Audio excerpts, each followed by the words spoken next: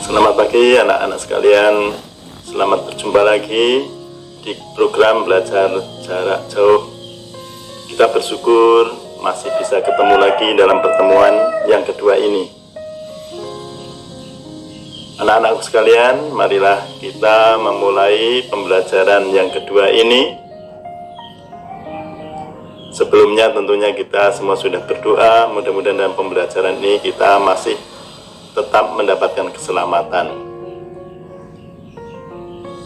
Untuk mengawalinya, silahkan perhatikan dulu gambar yang akan Bapak tayangkan ini.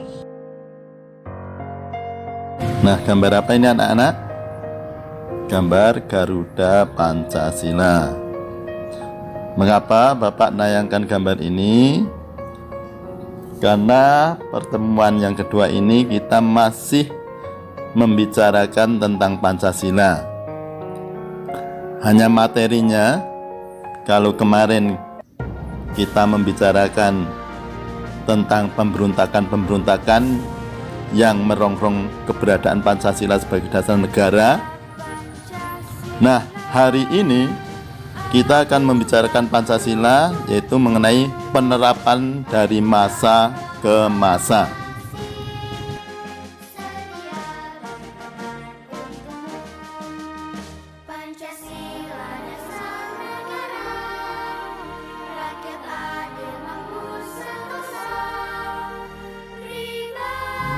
Jadi sekali lagi, untuk submateri hari ini kita akan membicarakan penerapan Pancasila sebagai dasar negara kita dari masa ke masa, dari sejak ditetapkannya tahun 1945 sampai sekarang. Ini memang ada materi ini di buku paket. Nanti silahkan kalian mempelajari buku paket halaman 2 sampai halaman 11 yang isinya adalah periode-periode penerapan Pancasila dari masa ke masa, dari tahun 45 sampai sekarang ini. Namun untuk mempersempit materi karena keterbatasan kita, maka Bapak akan menayangkan dua masa saja, yaitu masa 1950 sampai dengan 1959 dan masa periode tahun 1959 sampai 1966. Periode tahun 1950 sampai 1959, penerapan Pancasila sebagai dasar negara ternyata terarah pada ideologi liberal yang ternyata tidak menjamin stabilitas pemerintahan, lebih-lebih stabilitas politik dan ekonomi. Yang pada tahun ini juga perlu kalian ketahui bahwa memang negara kita masih masa transisi, yaitu perubahan bentuk dari negara Republik Indonesia Serikat dan kembali ke Negara Kesatuan Republik Indonesia. Maka di sini memang Undang-Undang Dasar 1945 tidak berlaku. Tahun ini memberlakukan Undang-Undang sementara, Undang-Undang Dasar sementara yang sering kalian dengar istilah UUDS 50. Nah, dengan kenyataan bahwa pemerintahan cenderung ke liberal dan tidak ada kestabilan pemerintahan, akhirnya Presiden Soekarno waktu itu mengambil suatu kebijakan untuk kembali ke Undang-Undang Dasar 1945, yaitu dengan Dekrit Presiden 5 Juli 59, yang salah satu isinya kembali ke UUD 1945. Itu kurang lebih bagaimana pelaksanaan Pancasila pada periode tahun itu.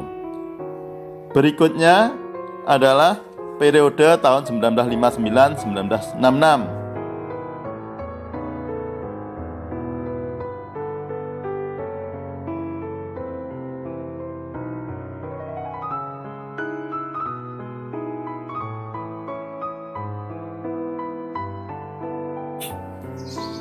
Di mana pada tahun ini, periode 1959 sampai 1966, itu Pancasila lebih cenderung ke arah demokrasi terpimpin, di mana segala sesuatu lebih diputuskan oleh pemimpin dalam arti presiden. Sehingga nilai Pancasila, terutama sila keempat yang salah satu cirinya adalah musyawarah mufakat, itu nggak begitu kelihatan.